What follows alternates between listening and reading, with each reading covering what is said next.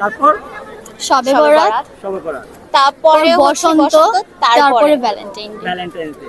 আচ্ছা, তো আপনারা আজকের এই দিনটিতে একের ভিতর চারকে মানে কোনটাকে এগিয়ে রাখবেন? মানে শুক্রবার। যে কোনো একটা বেছে নিতে হবে। শুক্রবার। শুক্রবার। ফ্রাইডে। আমরা তো ফ্রাইডে রোজ রোজ পাই, মানে মাসে তো 4টা আসে।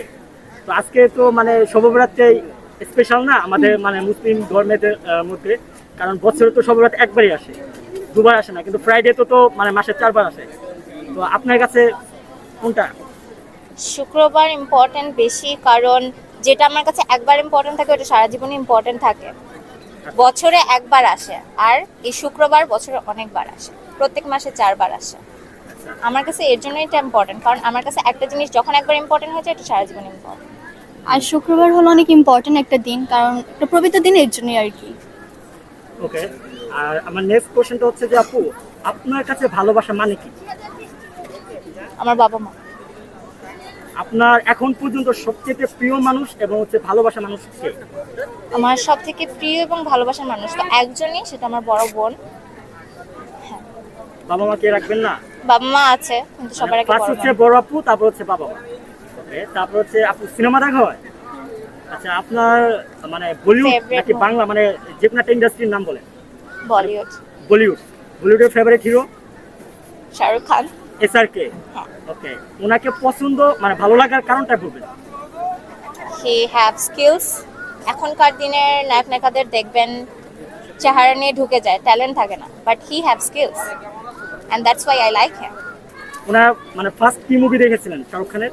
শাহরুখ খানের ফার্স্ট মুভি ওম শান্তি ওম। আর কোন সিনেমাটা দেখার পরে ওনাকে ভালো লাগে? আমার ওনার প্রথম মুভি দেখার পর থেকে অনেক অনেক ভালো লাগে। Okay, আর সর্বশেষ কি সিনেমা দেখেছেন ওনার? ওনার ওম শান্তি ওম। একটা মুভি? না, আমি ওনার অনেক মুভি দেখেছি।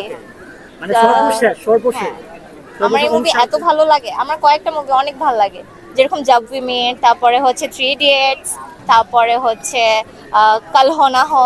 আমি বলিউডের পুরানো যে মুভিগুলো আছে সবই দেখি বলতে গেলে। 2000 রিসেন্ট মুভি আমি দেখি না।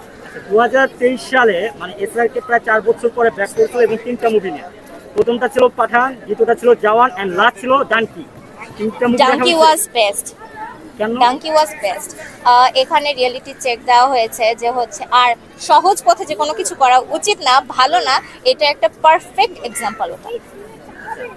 অনেকেই বলে যে ডানকি সিনেমাটা দেখার পরে মানে এটা যেহেতু বলিউডের এবং হচ্ছে হিন্দি ফিল্ম, মানে গল্পটা কিন্তু সারা বিশ্বের মানুষের সাথে হয়, স্পেশালি যারা দেশের মানুষ বিদেশে গেলে পারে যে তাদের যে অবস্থানটা হয়, মানে পরিণতিটা কি হয়, এরকমটা বোঝানো হয়েছে। তো এই বিষয়টা আপনার কাছে কেমন, মানে কি মনে হয়, মানে আপনার